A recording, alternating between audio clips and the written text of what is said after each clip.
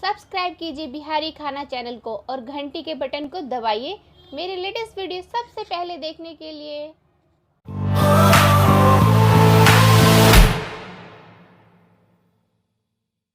आहा वाह। ठोंगा में झाल मुड़ी के संग चाय के तो बातें किछ और छे। वाह वाह वाह वाह, आइ तो मजा से खायब झाल मुड़ी।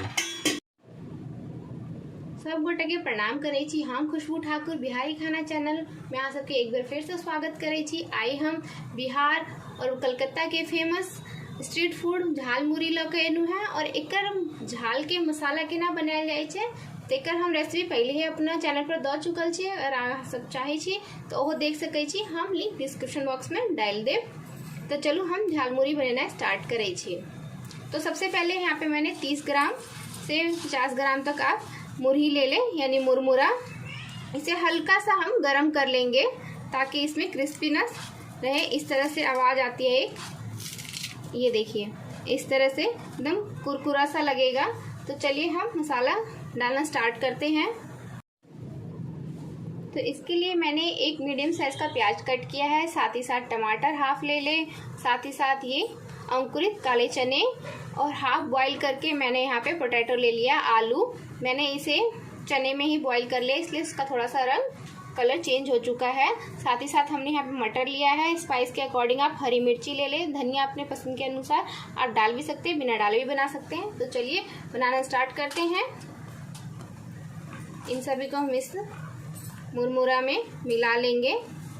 शाम के नाश्ते में ये बहुत ही परफेक्ट होता है घर पे बनाने के लिए। आप कभी भी इसे अपने घर में बना करके ट्राई कीजिए। झाल मुड़ी का मसाला बना करके हमेशा रेडी रखिए और ये झटपट से बन करके तैयार हो जाता है।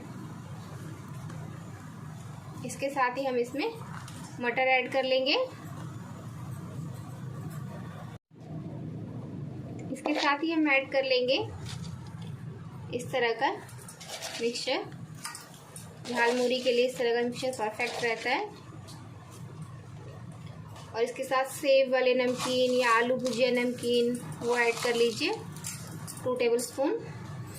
साथ ही हम इसमें ड्राई या फिर आप फ्रेश कोकोनट भी बारीक कट करके डाल सकते हैं। और इसमें हम झाल मुड़ी का मसाला ऐड करेंगे हाफ टेबलस्पून।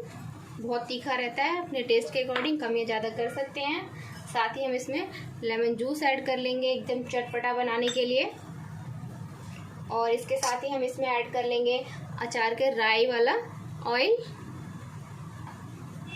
और इसके साथ हम थोड़ा सा कच्चा तेल ऐड करेंगे। इससे क्या होगा कि अब तीखापन आएगा सरसों तेल का।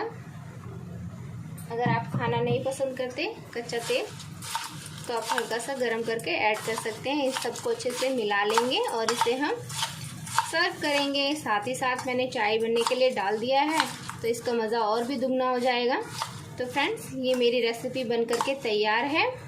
अगर आपको मेरी ये वीडियो अच्छी लगे तो मेरी वीडियो को लाइक कीजिएगा, मेरे चैनल को सब्सक्राइब कीजिएगा और अपने फ्रेंड्स और फैमिली में ज़रूर शेयर कीजिएगा। बिहार में बहुत अलग अलग तरह के व्यंजन बनाए जाते हैं और ये सब उसी का एक पार्ट है।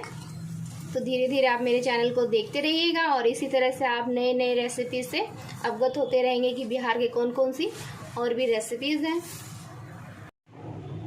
तो अब हम एकरा ठोंगा में सर्व करब।